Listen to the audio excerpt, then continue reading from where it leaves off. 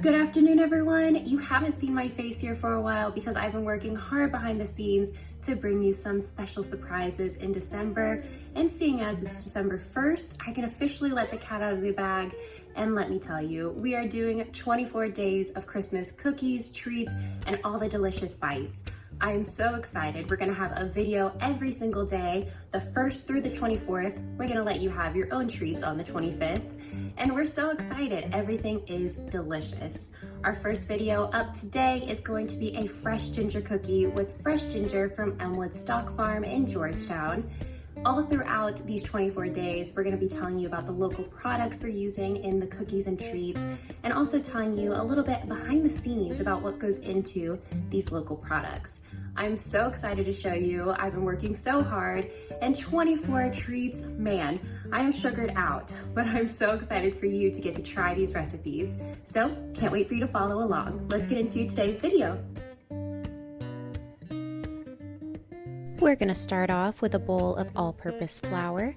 To that, we're going to add a teaspoon of baking soda, half a teaspoon of salt, and we're going to mix this to combine everything all together. In a separate bowl for our wet ingredients, I have a knob of ginger here that I just took a carrot peel or two to get the skin off of, and then I grated it.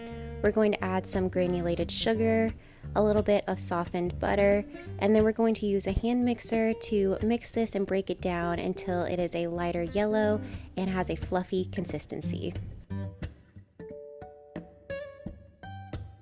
This should only take a few minutes to get to that yellow fluffy consistency.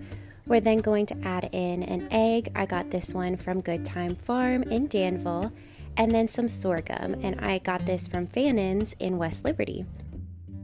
So we are going to use our hand mixer again to mix this until combined, and then we're going to add in our dry ingredients that we previously mixed. And I forgot to mention that the flour we're using today is from Weisenberger Mill out in Woodford County. Once we get all of that added into our wet ingredients, we're going to use our spatula to gently fold in the dry into our wet.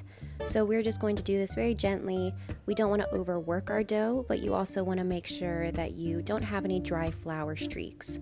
Once we get that to just combined, we are going to cover it and add it into our fridge to chill for at least 1 hour. After chilling, we're going to use a portion scoop to scoop out some cookie dough. This is a nice way to keep all of your cookies about even, and it also allows you to get more out of your cookies. So we're just going to take our cookie dough and roll it into a nice ball.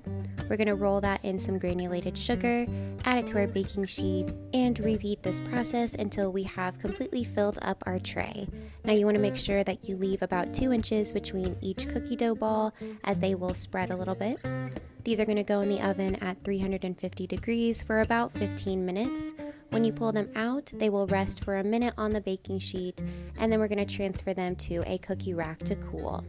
The fragrant and fresh ginger truly is the star in these simple to make but complex tasting cookies.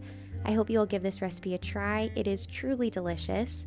Be sure to tune in tomorrow to see what we're making for day 2 of our 24 days of cookies, treats, and delicious bites. Thank you so much, guys. Bye.